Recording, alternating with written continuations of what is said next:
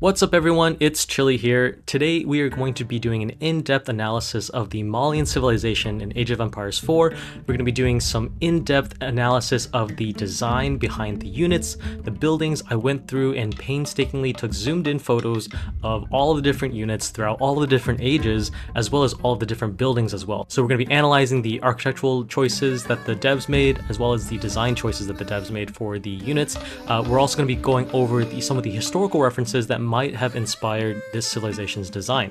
Now, the Malians were a civ that were added back during the anniversary update along with the Ottomans. And while the Ottomans were sort of expected, I mean, we expected some kind of Turkish civilization at least, the Malians kind of came out of nowhere. No one was really expecting it. It's a relatively unknown civilization as far as popular history goes. After all, at the time, we didn't even get the Byzantines or the Japanese in the game, so it came as a surprise for a lot of folks. But for me, as an enthusiast in African history, I personally thought it was really well done and really cool that the devs decided to give some representation to Africa. After all, it's a huge continent and there's a lot of good and rich history there, and most games don't really draw much from it. Now, the Malians were also a civ that was represented back in Age of Empires 2, but as we'll see in both Age of Empires 2 and in Age of Empires 4, there's quite a lot of historical inaccuracies. So while I do appreciate the civ being in the game, I do also wish that the devs would correct some of the historical inaccuracies here. So let's get into the basic history of Mali first off. So Mali is a Western Sahelian empire. What does that mean? So the Sahel is this region in between the Sahara Desert in the north and the Congo Basin in the south.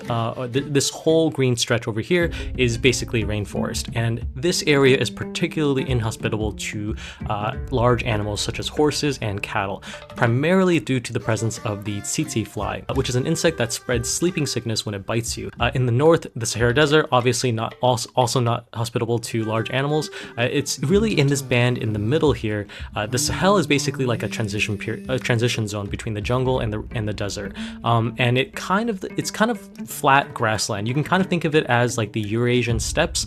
This is basically the African version of the steppes, and so a lot of empires here formed around both cattle rearing as well as cavalry, whether it be in the east with the Sudanese empires, the central area with Kin and Bornu, or in the west, the western region is particularly known for three main empires, that being Ghana in the early Middle Ages, Mali in the Middle Period, and Songhai in the early modern period. And these three states all kind of formed around this Niger River area. The Niger River is essentially the lifeblood of all of these West African empires. Of course, there's many other states around here, but these three are the main empires that dominated the region throughout the Middle Ages. And cities like Gao, Timbuktu, Jen, you might have heard of these cities. They all formed along this river, and these would be basically the treasure troves that all the politicking happens around. Now, Mali was formed after the fall of the Ghanaian Empire. There was some despots that kind of ruled in the transitionary period up until the arrival of this guy right here, Sundiata Keita. And this is an image I pulled from Civilization 6, I believe, and it was, I believe, he is a DLC's civ leader that is available for Mali. Sundiata Keita is particularly famous due to the Epic of Sundiata. So when it comes to Malian history, there's actually not that many sources that we have to draw from, but one of the main ones that we have to draw from is the Epic of Sundiata, which is actually is a story passed down through the griots or bards in Malian society. So it's an oral history that basically tells of the exploits of this particularly heroic figure that is the founder of the Malian Empire. He basically amasses a bunch of supporters and is able to defeat the wicked and corrupt lord that is dominating the area, and then ultimately form his dynasty. It wouldn't be until later that we get Mansa Musa. I believe Mansa Musa is actually the great nephew of Sundiata, but Mansa Musa is kind of the guy that everyone really knows about when it comes to Malian history. Here's two representations of him from Civ 4 as well as in Civ 6. The Civ 4 version seems to be inspired, or at least takes some visual inspiration from the From this image right here. This is kind of the famous image of Mansa Musa when it comes to Western history. This, I believe, is from a 15th century Italian map that basically shows the African region being dominated by Mansa Musa, as well as his gold right here. Mansa Musa is, of course, famous for his affiliation with gold because of his great Hajj, or pilgrimage. Basically, all Muslims are expected to travel to Mecca at some point in their lives, and so for Mansa Musa, it meant traveling from all the way from over here in Mali, across the Sahara Desert, through Egypt into Mecca. And along the way, he brought a huge treasure caravan filled with gold and slaves and soldiery, and basically along the way gave away a lot of the resources just to kind of show off the wealth that he had a possession over. And so much wealth was distributed throughout the lands that he visited that he would actually cause runaway inflation in the local economy because there was so much gold available now. And what that meant was a lot of the regions that he visited would basically be economically destroyed for the next few decades, essentially. That is the kind of gold that we're talking about when it comes to Mali. And, you know, the reason why he had this gold is because of the trans-Saharan trade route, as well as the natural gold deposits that exist in this region. So Mali, as far as resources goes, is primarily known for the trade of three main commodities, that being gold. There was a lot of gold deposits, as we can see right here. These were basically the main areas that any kind of stately authority would want to take control over, and they would actually be tightly controlled by the state. Gold was one of them, salt was another one, and then lastly is slaves. And all of this would be transported into the northern Muslim kingdoms through the trans-Saharan trade route, facilitated by the tribes that would live along the Sahara Desert, like the Tuareg peoples. Now, this trade has been occurring for many, many centuries, even long before Mali became established, and it would go on for many centuries afterwards as well. But the spread of Islam was a medieval thing. So Islam only took hold around 670 or so.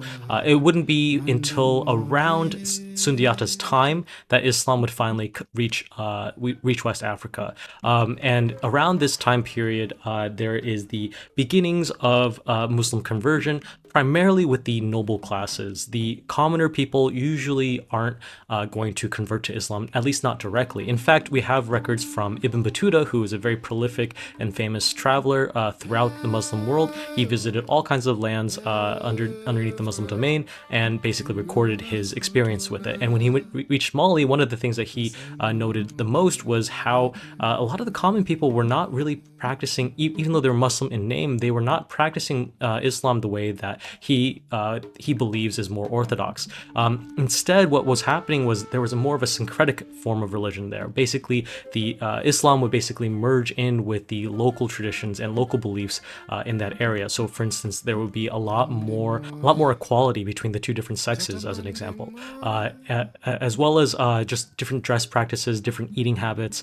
It wasn't the common populace that was devout Muslims, but rather the nobles were usually more directly educated. They would be attending madrasas and patronizing madrasas as well. Obviously, you guys might have heard of the University of Sankor. This was a very famous architectural piece built during, I think, Mansa Musa's reign, as well as we have the Great Mosque at Dijon. A lot of monumental architectural works that you might have seen in other games would be built around during the time of the Mali Empire. So next I want to take a look at the flag as well as the splash art that they have for the Malians.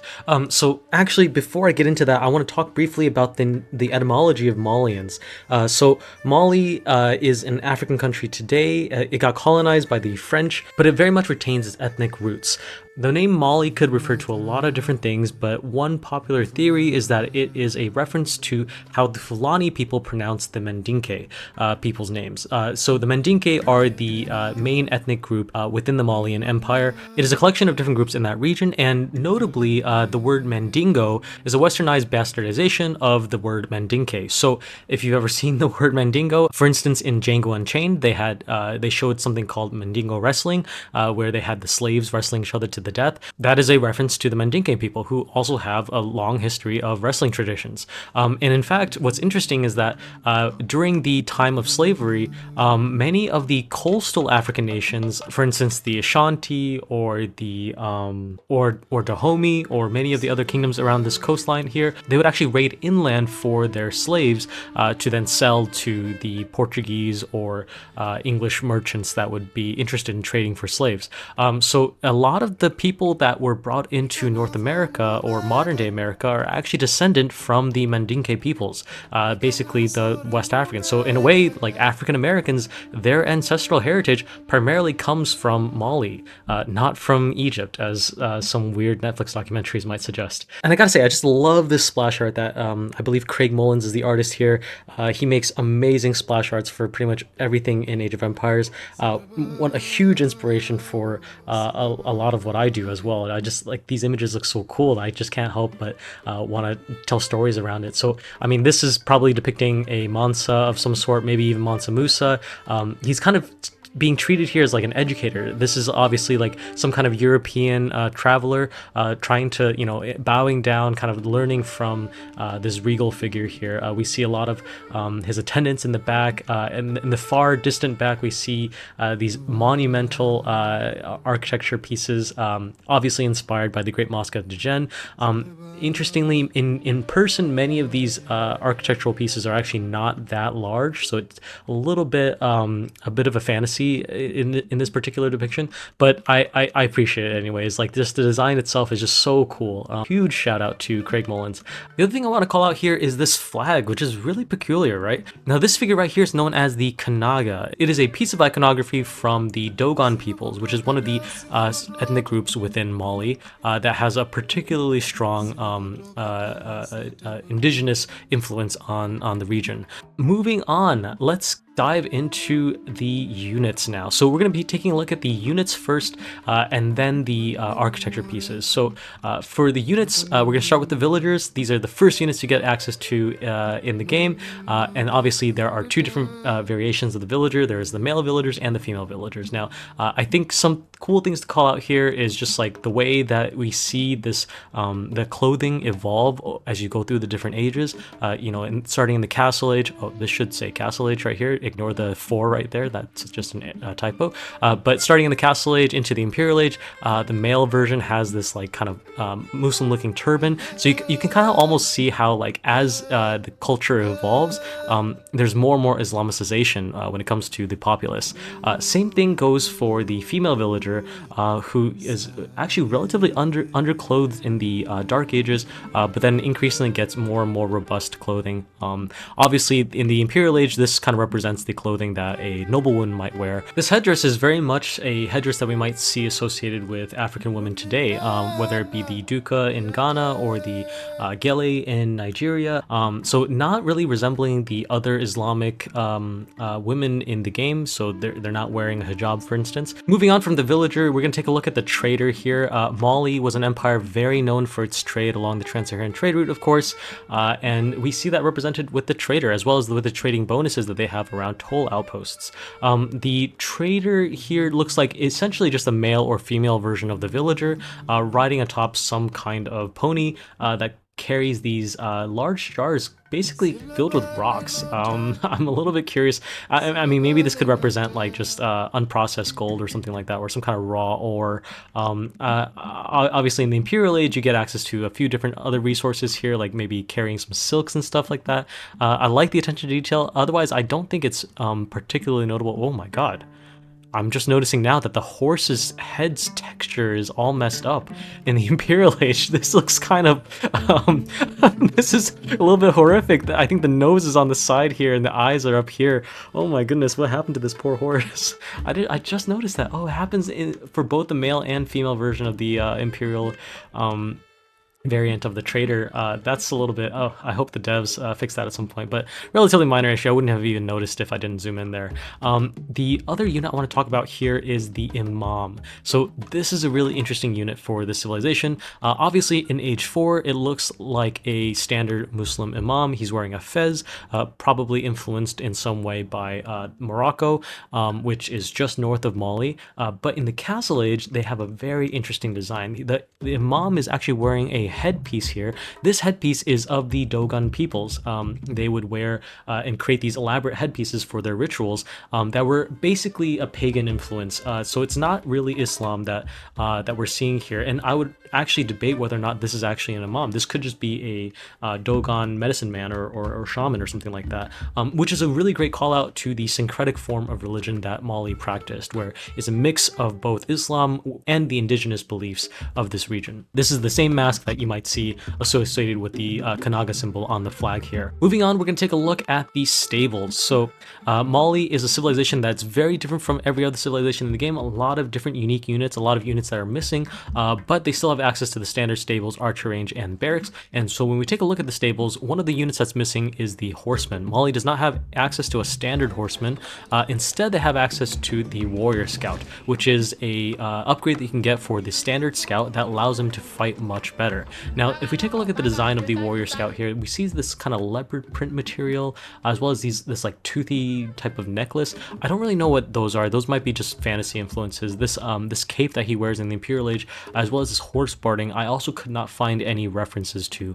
But when it comes to the face wrapping that they have here, this kind of resembles the look of the Tuareg peoples in Mali or in North Africa. The Tuareg peoples are the peoples that basically settled along the Saharan desert. They were the main guys that were facilitating the trade between North Africa and the Sahel, and they're oftentimes used in reference to basically a very, very almost like foreign or alien type of look when it comes to Western media. For instance, Tatooine, the people that lived in the sand in Tatooine are obviously taking a lot of inspiration from the Tuareg and the Berbers who are kind of associated with them. Similarly, when it comes to, I don't know if you guys have seen Dune recently, but the Fremen in that movie are also taking some inspiration from Tuareg designs. And interestingly, a little bit of modern history for you guys. The Tuareg are actually currently, some Tuareg are trying to basically initiate a revolution or a revolt in modern Mali, where they're fighting a little bit of a civil war here, and they want to claim this northern area of Mali as their new independent state. Yeah, very much of their own independent peoples throughout much of history, and obviously they want to fight for that control in the modern day as well. The weapon that the Warrior Scout is wielding here is very interesting. This is, I believe, as far as I can tell, this is a Ikwa. That's the closest thing I could find when it comes to this kind of design. It basically looks like a short spear, right? And the Ikwa is a short spear of Zulu origin, so South Africa, basically modern times, 19th century time period weapon. The Ikwa was a short spear that the name comes from the sound of like extracting the spear from someone's body, which is kind of gruesome if you think about it. And it's not really a Malian weapon at all, not a West African weapon, so it's a little bit interesting that they would have it represented here. The only kind of cultural reference I can think of in recent times is actually in Black Panther. He during the duel scene between Black Panther and Killmonger, he's actually wielding this kind of short spear, this Ikwa, and you might see it associated with the Zulu Impi, the foot soldiers that were serving under Shaka Zulu. So a very popular weapon for the Western imagination of the African warrior, but not a Malian weapon. So a bit of a fantasy made up presence there. I kind of wish that they represented a different kind of weapon here. And as we'll see with a lot of the rest of the units here, Mali is kind of a catch-all civilization. The devs kind of decided to take and borrow elements from all over Africa to incorporate into the design of the Malian units, which in part is fair because we don't have a lot of visual references for what the Malian medieval military might have looked like. But at the same time, I wish that we didn't extract too much from this kind of Pan-Africanism vibe and instead tried to stay local, because I personally hope to see more African civilizations represented in the game in the future. So if we take all these elements and stuff them into one civilization, it kind of doesn't leave room for other civilizations down the line. So the next unit that we're going to talk about is the Sofa. The Sofa is the Malian equivalent of the Knight, at least in the game. But in history, Sofa is a reference to the Guardian. They were known as the Guardians of the Horse, but they were not Guardians of the Horse because they were badass horse warriors. Rather, they were literally the Guardians of the Horse. They were the servants that would take care of the horses. The actual knightly class in Mali was known as the Farimba, or you can call them the Ferrari, who are a station just slightly higher than the Farimba. That's what this unit should be known as. This should be the Farimba, not the Sofa. And that's one of the issues that I have with this game. I mean, it's a relatively minor change. I personally hope that somewhere down the line, the devs just kind of do a name fix and just call this Farimba, because I personally think that would be a much cooler name than the Sofa right now. Although there are some voice lines in the game where they already refer to themselves as Sofa. Sofa were known to fight in war. They were basically the servant slash slave class within Mali. But when they fought in war, they primarily fought as archers that shot poison arrows, which, you know, is exactly what the Malians have in the form of their archer. Maybe there were some cases where Sofas were fighting on horseback, but they were not the primary like knightly class equivalent in Mali, and it's weird to represent them in that way. Now let's take a look at the unit designs themselves. In the feudal age, I have this interesting little helmet design here. This is basically just some kind of skull cap. I'm not sure if this has any kind of historical basis, but it looks fine. And as we go into the Castle Age, we start seeing this more Islamicized, Arabized headdress here, again resembling the Tuareg headpiece that we might have seen with the warrior scouts here. But once you get the upgraded form, there's a imported armors upgrade. It actually changes the visual styling of the Sofa, and so you go from this wearing basically cloth into now wearing chainmail. There's also this cuirass here, this metal banded cuirass. This probably takes inspiration from the archaeological evidence that we have of banded metal cuirasses from Bornu. So I'm a big fan of this kind of armor being represented. We actually see the same armor also being worn by the Donsos later down the line. We'll talk about that a little bit more in a bit. The helmet design has this pointed spike at the top.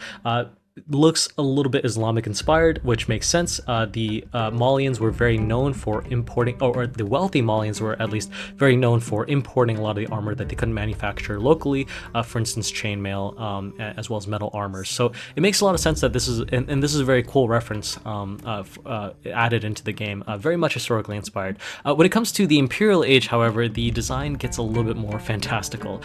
This like muscle cuirass plate thing, this, as far as I can tell, is just purely fantasy. It's a little bit made up. I think the Musofadi Warrior is also wearing something similar, and I cannot find any kind of historical reference that might be based on. The helmet design with this kind of metal banded gorget, as well as these tassels that are coming off the sides here, the silhouette kind of looks like it might be inspired by the obas of Benin. It kind of reminds me of that aesthetic, but otherwise it just seems kind of like pure fantasy to me. I cannot find anything that kind of resembles this. Does he look cool? Yeah, he looks kind of cool. He looks kind of badass. He looks like he means business, but I don't think there's a lot of history going on here. Another gripe I have is the shield design. This shield is very much of Maasai origin. The Maasai are a warrior tribe in Kenya, which is all the way in eastern Africa, on the other side of the continent.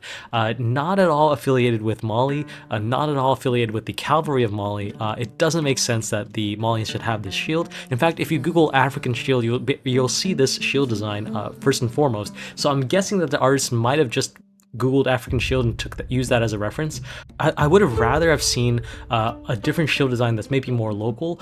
There are some reference images of Tuareg cavalry that are also wielding very, very large shields. I'm gonna try to see if I can find the reference image I found originally for it. Yeah, so these are some Tuareg style shields with made of I think cowhide. It's very, very large. We see them riding it on cavalry as well, in this case camelry. It would have been cool to see this shield design represented instead, because it also communicates that this guy is very heavily armored. The Sofa is a medium cavalry unit, or the closest thing that we have to a medium cavalry unit in the game, and so even though it moves faster and is generally lighter than your standard knight, it is extremely heavily armored once it gets the imported armor upgrade. So the shield is kind of an important centerpiece to communicating that kind of information. The sword that the Sofa wields, however, is pretty historically accurate as far as I can tell. This, I believe, is just called the Manding sword, or the Mandingo sword. This is just a sword used by the Mandingo people, and it has interestingly has no crossguard, which is kind of unique to the region. I'm not sure why. It definitely looks like a cavalry saber, so I can see it fitting in that situation. I'm not sure if medieval Malians would use this kind of sword design necessarily, but it seems to be a relatively accurate reference. So the design here is at least pseudo-historical, especially in the Imperial Age. This is very much not a very historical, this looks very fantasy. I would much rather see a design that takes inspiration from more modern looking Malian or West African cavalry traditions. So for instance, these are known as the Yan Lafidi. The Lafidi Knights, if you are familiar with Age of Empires 3, the house will get access to these kinds of units.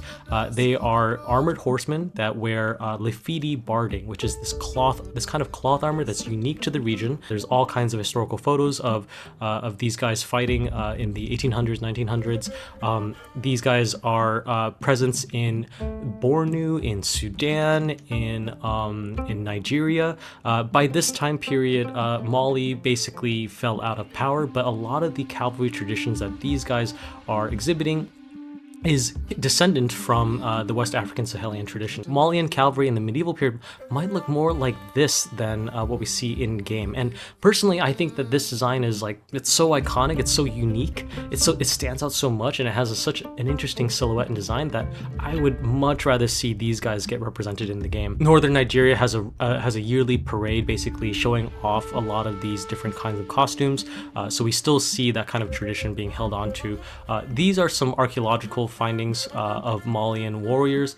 You'll see that the horses have these kinds of patterns on them, as well as the warriors have these kinds of crisscross marks on them, which to me seems to resemble the Lafidi barding that we see in some of the armor designs that you might see here. For instance, this is a depiction of some Canaan Bornu Lafidi warriors. You'll see this kind of heavy cloth armor that's kind of unique to the region. Again, this heavy Lafidi barding that just has such an iconic look. It's a real shame that it's not represented in the game, because I think it looks great, and they also looked pretty good back in Age of Empires 3, so it makes a lot of sense to me that these guys get represented in Age of Empires 4 as well. Let's move on to the next thing over here. So the Archery Range.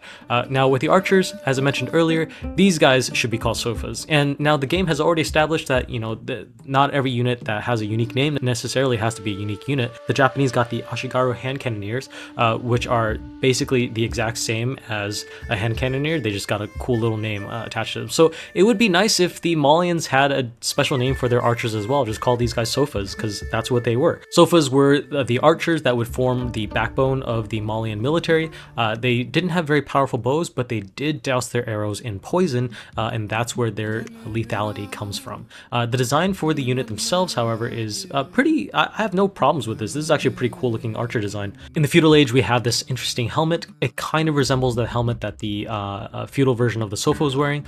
I'm not sure where this is from, but it looks fitting, I guess. And then in the castle and imperial ages, we start seeing this kind of Islamicized imported armor. This very much looks looks like something that you might see in Arabia as well. And then the other thing I want to call it here is this like interesting banded cross cloth thing that he's wearing.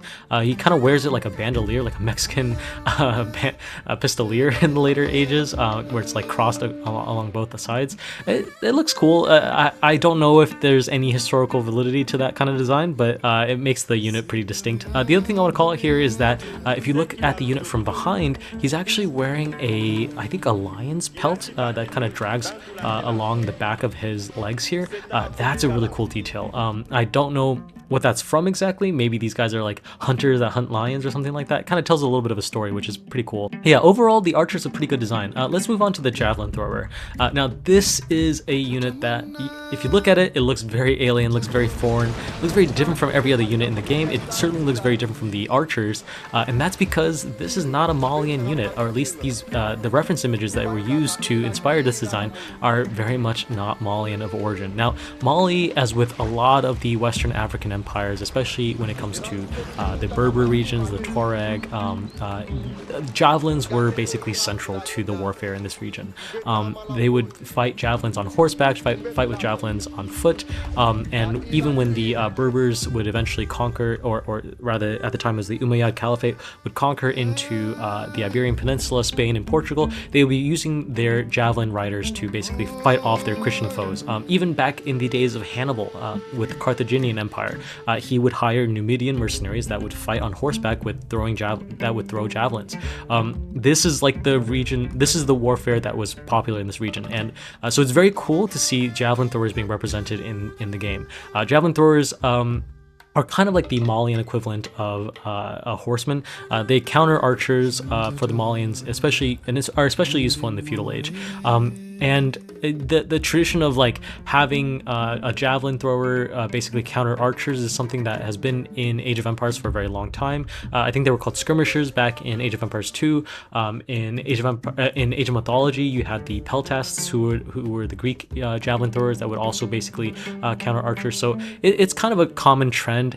Is it realistic that a javelin thrower would counter archer? Historically speaking, not really. But you know, I get it for the purposes of the game. I think it fits. Now, the design of the units themselves, however, is not of Malian origin. These guys are from Benin. These guys are very much modeled off of the, okay, I'm going to try to pronounce this accurately, the Isianim Winro. These are the palace guards for the Oba, the Benin royalty. These guys are the elite warriors of Benin. They have very, very interesting armor and helmets that really makes them stand out. We have archaeological evidence of these bronzes that basically depict what the Beninese warriors would look like. I think it looks amazing, and it's awesome that we get to see this represented in a game. I've been wanting to see this kind of unit represented in a game for a very long time now, because it's such a distinct and iconic look when it comes to an African elite warrior. Because, you know, a lot of the popular imagery of African warriors is basically like tribalistic, loincloth, almost barbaric looking. But in reality, they had their own types of armor and helmet designs, and I think that should be given a little bit more highlighting. So it's really cool to see this unit represented in game, but it is unfortunate that it's given to Mali, because Mali doesn't really have any historical association with Benin. They didn't really interact all that much throughout this time period, so it doesn't really make sense for Beninese units to appear in the Malian military. I read somewhere that you can think of the Malian military as in-game as basically a mercenary army. They get a lot of gold, and then they use their gold to hire mercenaries from other regions, and that's why you see a lot of like Pan-African armor designs represented in the game. Sure, I can sort of buy that, but personally, I would have loved to see a Benin civilization in the game getting added to the game at some point in the future. In fact, I did a concept for Beninese civilization. I think there's a lot of potential with that kind of civ. There's a lot of rich history and culture to draw from, and military tradition as well. So it just makes more sense that Benin stands on its own. So a little bit disappointed with this design, but it is still a cool reference. The other unit that is also from the Ghanaian coastline, just like Benin, is this Musofadi Gunner's design. This is obviously based off of the Dahomey Amazon.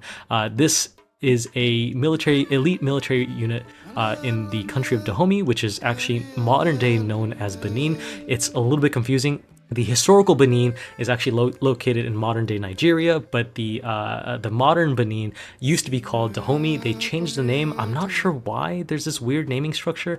It's all pretty confusing. But the Dahomey Amazons were this elite, all-female guard for the king of Dahomey, and you see them represented in a lot of different kinds of media because they're very, very famous.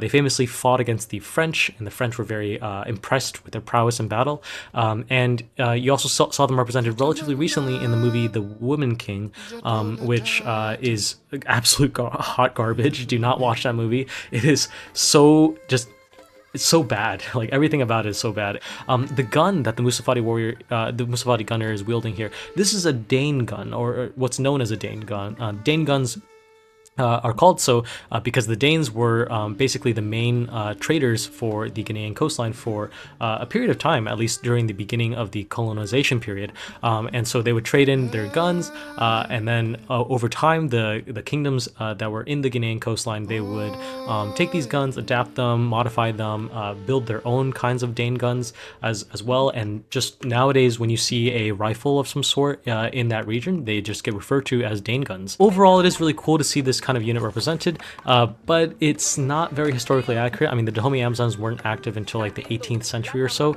so quite a few centuries off from the Age of Empires 4 time period. But you know, as far as like an aesthetic design goes, like I get it. Like it's kind of cool looking. It's a cool historical reference. I think the Gebetto back in Age of Empires 2 also is a reference to the Dahomey Amazons. I don't know why the devs for Age of Empires just seem to want to drive home this like African women warrior motif or something like that. Maybe it's just to get more representation in the game. I would personally love to see if there was a Benin civilization that the Benin civilization borrows from the Dahomey, because they're at least they're cultural neighbors. The Malians are just so far removed from Dahomey that it doesn't really make sense. Also, historically speaking, Mali basically fizzled out by the time of the gunpowder period, and if they did adopt any gunpowder weapons, it was in very, very, very small amounts. Next up is the Donso. So the Donso is a bit of an interesting unit. So as far as I could tell, Donso means hunter in the Mandinka language. And these guys, you can think of them as hunters, I guess. But this design is a little bit ahistorical. I'm not sure what this is really based off of. This head wrapping here with the plumes and the feathers that kind of shoot out, I can't find any direct historical reference to any kind of unit that has these. They kind of remind me of the Oromo peoples, the Oromo warriors that you might have seen in some other games. If you played Age of Empires 3, there's the Ethiopians, they have access to the Oromos, so maybe this is a reference to that. Or I found this image of like Bantu warriors, which is a little bit too vague. Bantu just kind of describes the overall language group that covers a lot of Africa, so I'm not sure what it's a reference to exactly. It just seems like some kind of tribalistic type of design. Is it distinct in the game? Yes, it is. Is it historical? Not really. Similarly, when it comes to like the tattoos and the fur trimming, a lot of this design really seems inspired by the Zulu MP, which I mentioned earlier. The Ikloa that the Warrior Scout wields. This seems to take from a similar inspiration. It kind of looks like an MP. Actually, the Zulu MP would also throw javelins before going into combat. So maybe the Donso very much is just inspired by the Zulu, and this is just a reference to that. The shield that it's wielding, this, as far as I could find, is very similar to the shield that was used by infantry in the Kanem Bornu kingdom, which is a kingdom that would rise to prominence, which is a kingdom that would rise to prominence in a few centuries after Mali's reign in the central Sahelian plain. So a relatively fair reference, at least. I don't have too many issues with the shield's design. Interestingly, instead of a X symbol, the reference image I found has a cross symbol on it. So I don't think that's a reference to Christianity, but it is interesting that the artist decided to switch it over to a cross. I don't know what that's all about. And lastly, I'll call out this spear. The spear is a very interesting spear. It kind of reminds me of a Zulu assegai, but I'm not sure what exactly the spear is a reference to in general. Oh, and the chest plate. This is this cuirass, this metal banded cuirass. This is the same one that I think the sofas wear, and it's very much inspired by this probably inspired by the Kanem Bornu metal cuirass that we found in archaeology. So pretty cool design overall. Although, again, Donso means hunter, so it's not really a spearman or a warrior type of unit. And in fact, in modern times, Donso seems to have taken on this a new meaning where it's kind of associated with the griots. Basically, this brotherhood of like bards and singers, songwriters, more associated with griots than it is with any kind of military tradition. And next up is the Musofadi Warriors. So the Malians don't get access to a men-at-arms of any sort. Instead, their melee infantry is the Musofadi Warrior, which is actually a crossbow replacement. The Malians also don't get access to a crossbow type of unit, so this is both a stand-in for the men-at-arms as well as a stand-in for the crossbowmen. Now, the Musofadi Warrior is a female warrior that wields a Ada sword. That's what this sword design is. This is also from the Kingdom of Benin, which is the same area that the Javelin Throwers are from. This sword is a symbol of the Beninese royalty, like the Oba, and it's very prominently featured in their iconography. It's kind of cool that it got represented in the game, but it's very much not a weapon that the Malians would be using. And as far as a sword goes that looks like it might counter armor, I can see why the devs went with this one, because it definitely looks like it's got a lot of heaviness going on at the top side. Regarding the armor designs themselves, this helmet with the crest, as well as this plate, cuirass, chest plate, this muscle cuirass, it just looks like fantasy, I think. I can't think of anything that this would actually be historically based off of. I think the helmet's just pure fantasy. I can't think of anything that exists in history that looks like this. Oh, I will say though that the cloth dress that the Musofadi wears in the Castle Age, this resembles the cloth dress that the Dahomey Amazons would wear as well. So I'm pretty sure they took some inspiration from there as well. Obviously, in both cases, the Musofadi Gunner and the Musofadi Warrior, they both share the term Musofadi. Musofadi, as far as I can tell, is a reference to there's a line in the epic of Sundiata that refers to a Musofadi, which is a powerful female warrior in some sort. That being said, were there a lot of female warriors in Malian history? Not necessarily. There could have been, like on a lower scale, like some individual women were particularly prominent fighters, and I think that's what Musofadi is referenced to. I don't think there was like a standardized unit or anything like that would recruit female warriors. But the representation is still kind of cool, I guess.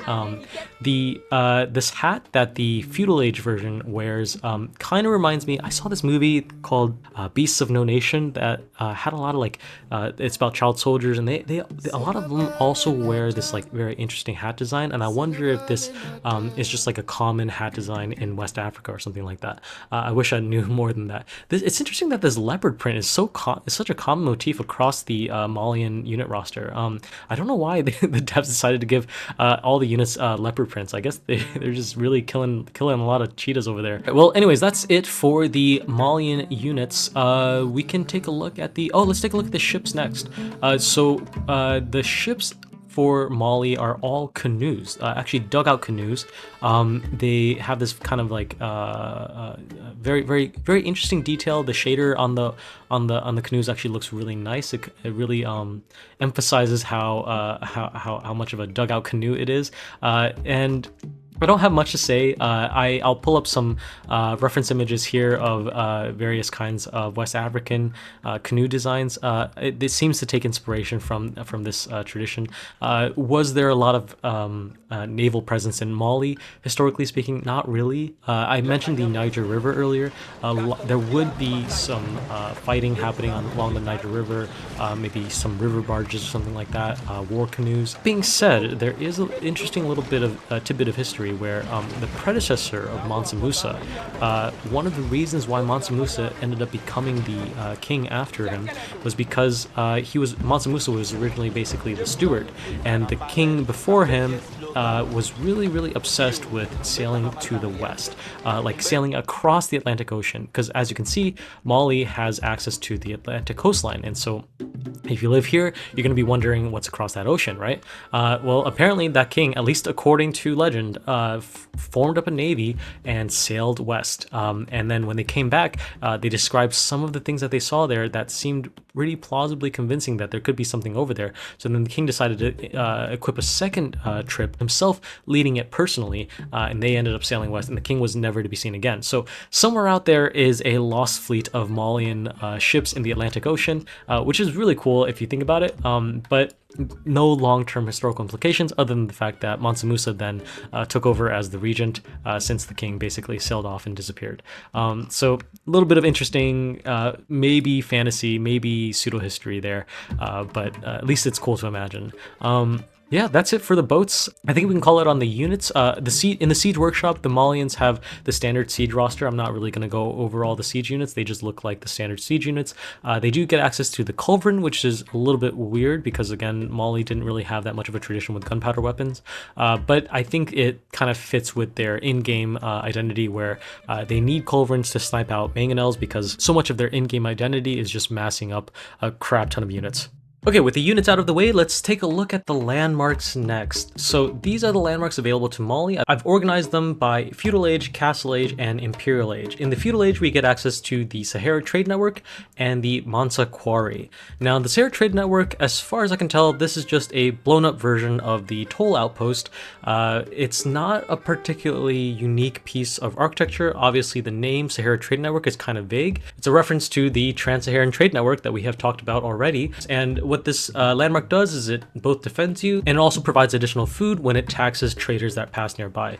My guess is that the food is a reference to the salt trade that was very common in the region as well. I don't have much to say about the architecture other than it looks pretty. It's a really cool tower. I found this reference image that is a mosque in Biru, which is an oasis town in the northern area of the Mali Empire. It's kind of along the Sahara Desert. The Mansa Quarry, Mansa is just basically the word for ruler in Mali. It's essentially a king. And so this is like the king's quarry, essentially. And as we saw earlier with the map of the gold veins in the region, there are only a limited number of quarries that the region has access to, and basically any kind of state that wants to assert some kind of control of this region would have to fight over these regions. And if they manage to take possession of it, they stand to make a ton of money. So that's basically what the Mansa Quarry is a reference to. Now, the quarry itself here is just essentially overblown pit mine. It has these flags attached to it. I'm not sure what those flags are inspired by. The pit mine structure itself, however, and we'll go over this a little bit later, it's essentially as far as I can tell, it's the same thing that the granary has. It's the same thing as the granary for Mali. It's a little bit of a fantasy design. In fact, we can actually compare these two right here. So here's the mill and the pit mine designs for the Malian faction. Both have this kind of like triangular pyramidal shape, and then they both have these like little slits that open up, as well as this little like ladder with a Y shape. This is as far as I can tell what a Dogon granary looks like. I have some reference images here that kind of look very, very similar, and I'm guessing that the developers basically took some inspiration from the visuals of this and then applied it to this kind of made-up structure. This pit mine kind of looks like some kind of furnace, but I think really it's just a little bit of a fantasy mix between a furnace as well as a granary type of structure. And that's essentially what the Mansa Quarry is. I mean, these shapes and figures on the flags here, I'm not too sure what that is, aside from it could be some kind of ethnic type of reference. Moving on to the Castle Age, we have the Farimba Garrison and the Grand Fulani Corral. Now, the Farimba Garrison is basically a structure that produces batches of units. They all cost gold. Again, this is kind of a reference to Mali hiring mercenaries from foreign lands, potentially. I guess thematically at least makes a little bit of sense. Farimbas themselves, I mentioned earlier that Farimas are the knightly class in Mali. Above them is the Ferrari, and above them are the Farimbas. So Farimbas are essentially like the general or governor level within the Mali military hierarchy. So that's what that is a reference to. This is meant to resemble some kind of barracks type of structure, and I have some reference images here that sort of resemble that in, you know, the 1800s. There were some images of Sahelian architecture that kind of takes a little bit of inspiration, that this might take a little bit of inspiration from, but for the most part, I think this is just kind of a made-up structure.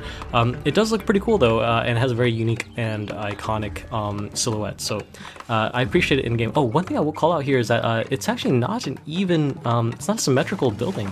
This side actually raises up a little bit higher than the other side, so interesting detail there. And then this one has access to the door, and the ring here kind of closes off on the other side. So interesting that the artist kind of went with this like asymmetry. Maybe it makes it look a little bit more natural. The other building is the Grand Fulani Corral. Now, there is no such structure in real life as the Grand Fulani Corral. This is more just a reference to the kind of cattle rearing tradition that the Malians would engage in. The entire Sahelian plain basically was really focused on cattle. And then when it comes to the Fulani are another ethnic group within West Africa. And Fulani are particularly interesting because for most of this time period, in the Middle Ages, the Fulani might have lived on the western coast near modern-day Senegal, but then during the 1800s or so, they would actually migrate over to the east, into what is now northern Nigeria through conquest known as, I think it's called the Great Fulani Jihad. And a lot of these Fulani peoples would migrate all the way over to this region. They basically conquer it and form what was known as the Sokoto Caliphate, which was a very powerful polity in this region. The British had to contend with them for a little bit as they were trying to colonize Nigeria.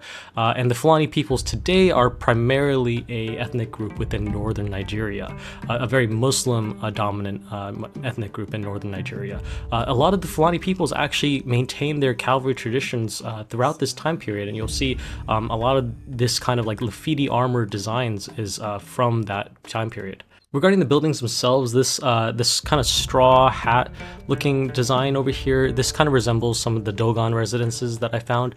I don't know exactly what structure this is based off of. It seems a little bit of a fantasy mix of a bunch of different structures that are found in real life. So just some creative license, I think, that the developers are taking here.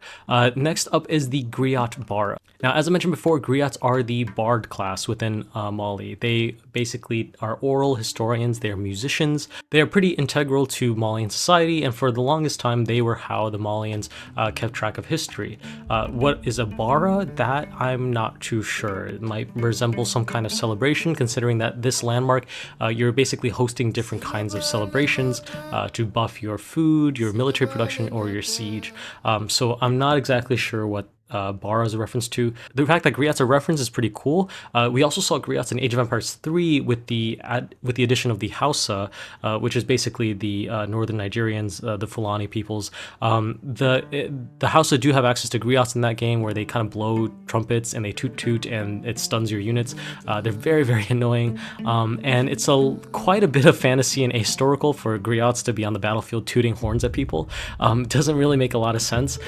Also, griots, while they are commonplace across many West African cultures, griots were mostly affiliated with Mali, as far as I can tell. So it's weird that the Hausa get access to griot units, but we don't see griot units in the Malian design. I personally would have loved to see a Malian griot unit, maybe a unit that kind of buffs nearby villagers, but then, you know, the longer he stays in the same place, the longer the more efficient that buff is, kind of representing the him telling like oral histories within that region. I'm just seeing now that there's like a little gate here. I don't know what this gate is a reference to.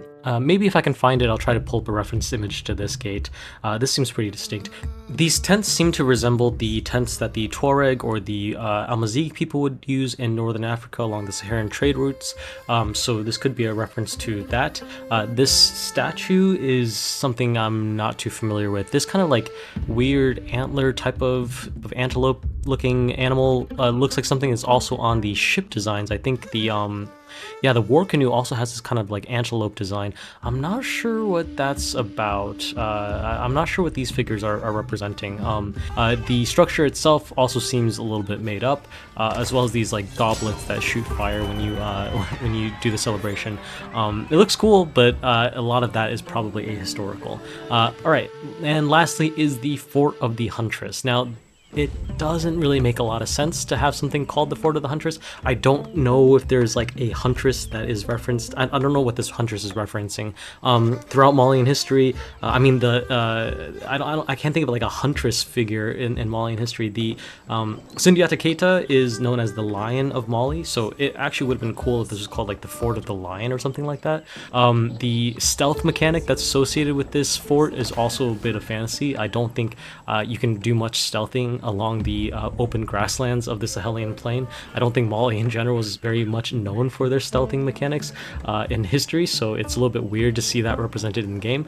And the fort's design, it looks pretty cool. It has a very unique look. I found this building here that kind of sort of resembles it, at least a little bit. At least the spires here have a similar shape to them, but I think this building is actually a mosque, and I couldn't find anything resembling like a fort that the Malians would have actually used. There are some stone wall structures that are still standing or that we have evidence of, but in general the bonko material that's being used for these construction projects are rather, if they're not maintained, they basically fall apart pretty quickly. So most of the structures that we might have from the Malian period we would no longer have today. In fact, if we take a look at the University of Sankor or the Great Mosque of Dijon, you'll see these little struts sticking out of them, all of these wooden struts sticking out of them. These are actually basically scaffolding because the building needs to be regularly maintained by the community. They'll have like communal parties where people come up and like basically reapply bonko to help reform the building. So if the building doesn't get maintained, it basically falls apart, and then we don't really have much archaeological evidence for them. And lastly, let's take a look at some of the architecture here. I don't have too much to say on the architecture when it comes to history, so we're really just going to be taking a look at it and kind of appreciating the design. This is the town center. We'll see how it changes as it ages up. So first off, in the Dark Age, relatively simplistic, almost looks kind of shabby or run down. As we get into the Feudal Age, you can start seeing some of the spires kind of forming where there was previously just a little bump. The building is a little bit taller. There's some blue paint on it. This kind of blue paint is something that I see in some of the reference images here, so the developers might have taken some inspiration from that as well. As we get into the Castle Age, the paint job is a little bit more robust now. It's a darker kind of hue. I think the model itself of the building is basically the same. It's mostly just a texture change in the Castle Age.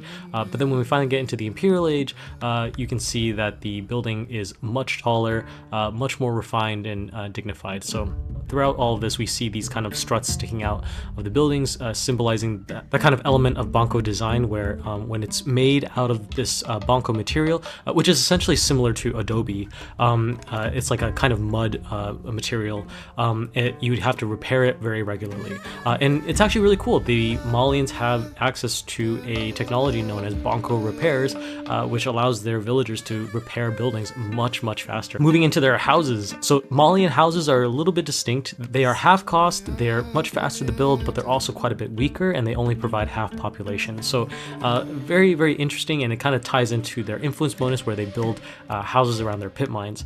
In the Dark Age, we see this kind of hut design. I don't have much to say about this other than it just, it looks like a hut. It's very cute, and it looks very different from anything else that we see in the game. As we get into the Feudal Age, you start seeing this kind of Dogon looking architecture with these grass little hats getting added on top.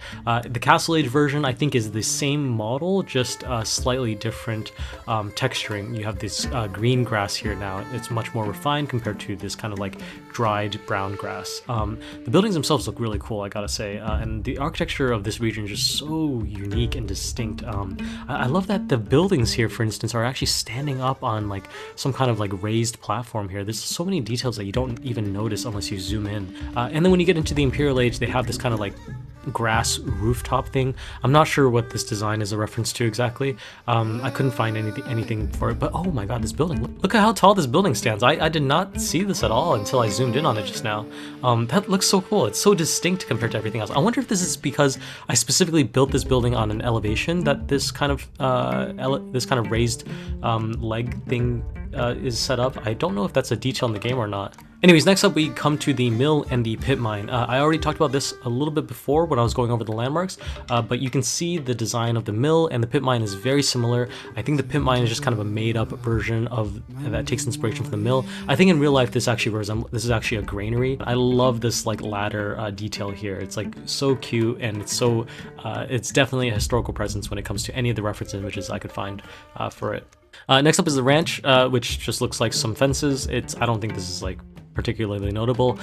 The fact that the Malians do a lot of stuff with cattle is very historical, so I definitely appreciate the inclusion of cattle. If you played Age of Empires 3, you'll remember that the Hausa and the Ethiopians also have a lot of things going for their cattle, so it's really cool to see cattle play such a prominent role in the civilization as it did historically. The Blacksmith, we have the feudal, castle, and imperial age variants, and there's not too much to say about the Blacksmith. I mean, the feudal age version, you see this kind of like thatch roofing. It looks very simplistic, and then when you get into the castle age, I think there's just a texture difference. Some of the buildings here, the fences here are made out of stone now. Some of the rooftops have a slightly different texture. The structure here is more red compared to the duller version from before. Pretty simplistic. And then when we get into the castle age, this kind of thatch roofing is replaced by a proper roof that looks a little bit more refined and just looks like a nice looking building. Not much to say besides that. Next up is the mosque. So the mosque definitely just resembles a slightly more worn down mosque in the castle age, and then becomes a lot more refined in the imperial age with the teal, as well as these spires. In fact, this teal kind of reminds me of the Grand Mosque that's in Kano, I think it's called. Teal seems to be a very common color used in this region. Moving on from the mosque, we have the market. Here's the feudal version of the market, and then the castle age version of the market. Very, very similar designs here. Basically a slight retexturing. I think that there's a little bit more blue on the caps here as well as on the sides. I don't know if there's too much else that's particularly different between these two different structures. A little bit more, a few more stations set up in the castle age, I suppose. And in the imperial age, the building gets a little bit taller. As you can see here, there's a full rooftop as well. The door is a little bit more structured and refined. Not sure what the reference is again, but it looks pretty good. I have no complaints with the design of the market. On to the outpost. So the Malians have access to the toll outpost, which is better than a normal outpost because it will tax any traders that walk by, and during that tax it will generate basically free gold. And so you can see here right next to the tower itself is a few pots of gold just like sitting on a balcony right next to it. It looks a little bit silly. It doesn't really make a lot of sense that you just have a bunch of gold just kind of sitting here on a pot. You can't even access it. There's no like doorway or anything like that that allows you to reach it. So that's a little bit weird, but I get what it's trying to reference. And then this is the upgraded version, the stone upgrade, and then this is the standard version. As you can see, there's not much of a visual distinction here. In fact, it's a little bit hard to read in game whether or not a Malian tower is upgraded or not. Most of the towers in the game, in the base version, they're basically made out of wood, and in the upgraded version they're made out of stone. But the Malian version, it's basically made out of a bonko material that is mixed with stone in some way. In both cases, it's just a little bit slightly more orange. I would have preferred it if the upgraded version had like maybe just, they just scaled up the model a little bit more, so that way it's like more visually distinct. And then I also want to call out the presence of these horns that are coming out of it. You'll see a lot of these tusks and ivory horns coming out. Ivory was another major resource that was traded along the Trans-Saharan trade route, so it makes sense to represent that, but at the same time, I don't know if people would just really stick horns out of their towers and buildings. That might be a little bit of fantasy. It almost reminds me of like orcish architecture from like World of Warcraft or something like that, where there's just like tusks incorporated into the designs. I'm not sure. I haven't seen any historical examples of like tusks being integrated into the design, but it doesn't look too bad at least. Up next is the keep. Again, just it looks like a keep. The spires, we saw some references to that earlier. I generally like the design. It keeps true to the design language of Age of Empires, where all keeps kind of have the same shape, but it very much looks like it takes a lot of historical inspiration from Malian architecture. So pretty cool. Up next is the stone walls. Now the stone walls, the stone tower, and then stone gate. Again, you'll see these tusks coming out of the sides here. It's so weird. It kind of looks like these are almost like, you know, like a anti-siege measure. Like if you were to try to come in with like ladders or something like that, you know, you'd be presented with these horns. In general, I love the representation of these walls. The fact that the Malians are the only civ in the game that have access to like walls that look like this is so cool. It's kind of a waste because I would love to see other factions get a unique wall. I'm mostly just happy that the Malians get access to a unique wall because it would look a little bit weird if they just had access to like standard stone walls or something like that.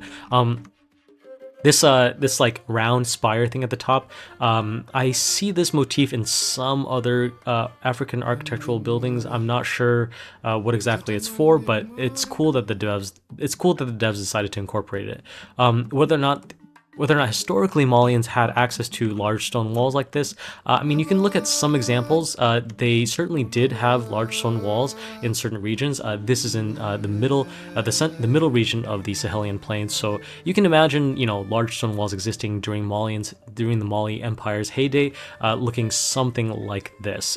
Certainly, this one doesn't look like it got maintained very well, so it kind of it has since worn down quite significantly. So perhaps that's why it looks kind of smoothed out compared to what we see in the game. And next up is the Madrasa. So all the Muslim civilizations in the game have access to the Madrasa instead of the university, which is basically just a religious school. It's got an interesting design. It has that teal and orange aesthetic going for it again. This little spire, as well as like this kind of like weird housing structure here, this is pretty unique. I'm not sure what this is referencing, but it very much stands out. I love that the developers just kind of like ran with a lot of the inspirations and just kind of made buildings that are very much fit the mold of West African architecture, but also kind of fit the design language of Age of Empires. So really cool design. It incorporates a lot of cool things, and it doesn't seem like and doesn't look like too weird or anything like that. Next up is the stables. In the feudal age, they get access to just like a little wooden fence around the sides. As they get into the castle age, the texture seems a little bit darker, and there's a stone fencing now. And in the imperial age, the spires on the top seem a little bit stiffer, and the building in general just looks a little bit better put together. The rooftop here looks a little bit more structured compared to what we see in the castle age. And yeah, pretty straightforward, looks pretty cool. As we get into the Archery Range, similar thing here, the slightly lesser colors, darker colors as we get into later ages, and then in the Imperial Age, this tower just has like these ridiculous spires that is kind of intense. One thing I'll say is that a lot of the Malian buildings have this kind of like vents, these metal vents placed on top. I'm not sure if that's actually something that you see in real life or not, or if this is just like a modern thing. Certainly in the Imperial Age, you see like a very, very modern looking kind of vent on the top of the roofs here. I'm not sure if, and you'll see this across many of the buildings, like in the Castle Age, they're kind of like buttons, and in the Imperial Age, they're kind of like raised like this. Just a nice little detail, no real complaints or anything like that. Also the scaffolding with the wooden rod sticking out of it seems a little bit different for the Archer range. And then in the Imperial Age, they have these tusks sticking out again, instead of just wooden palings coming out. Actually, the wooden palings are these actually drainage pipes? This is a very interesting model. I'm not sure why it looks like that. Huh? I don't know what that's all about. Oh yeah, they're all kind of like drainage pipe looking things. Maybe this is actually for rain? I don't know. That's interesting. And then it turns into horns? I don't get that at all. For the barracks, Dark Age barracks, the ones that you get in the first age, always look so interesting compared to the other ages in the game, because they have a little bit more structure to them, and you rarely see them because they're, not that many people build barracks in the Dark Age, but they have this very, like, this design is so unique. The The Banco material here looks practically pink, and then the building just kind of looks like a little bit worn down. I love the way they modeled this. It's so unique. It stands out so much compared to all the other civilizations in the game. I love looking at African architecture because you don't see it represented that often in popular media, but it has such a unique resonance to it. As you get into the feudal age, you start seeing the towers formed up with a little bit more rigidity, and then the barracks building itself also seems to finally connect. It's not just like these twin towers going on the sides. And then in the Castle Age, the material gets a little bit darker, a little bit redder. Again, we see these like funnels on the sides, which is kind of interesting. And then in the Imperial Age, the funnels are now horns, and you can see the ventilation shafts over here again. And yeah, it just looks nice. Pretty consistent trend with all these buildings. Same thing goes for the Siege Workshop. Again, the ventilation shafts on the top. The furnaces actually change colors as you age up. And aside from that, it's pretty straightforward design. Not too much difference here. The docks are kind of interesting. The today, so I learned this as I was setting this up. The Dark Age version of the dock and the Feudal Age version of the dock are the exact same, which suggests to me that at some point during the dev cycle, docks were probably only available in the Feudal Age, but then they later got added into the Dark Age. So that's probably the reason why these designs are exactly the same. Later on in the Castle and Imperial Ages, you'll see that the wooden dockyard becomes a stone one. Or maybe I'm just looking at the wrong side, actually. Never mind. Oh, well, at least in the Imperial Age, it's a fully stone dockyard, so that's undeniable. The tower seems...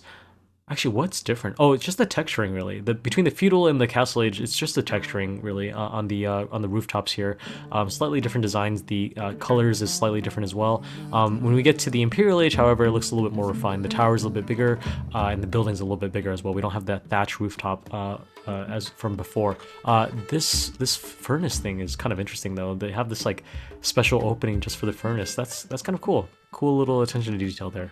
All right, and that is all I got for the Malians. Thank you for listening through all of that. I think that was probably quite a long video, so I appreciate it if you stuck through to the end. If you want to see more videos like this, definitely consider subscribing, and I would also really appreciate it if you could like the video. It would really help out the channel. That's it. All right, stay frosty out there, guys. Stay chilly.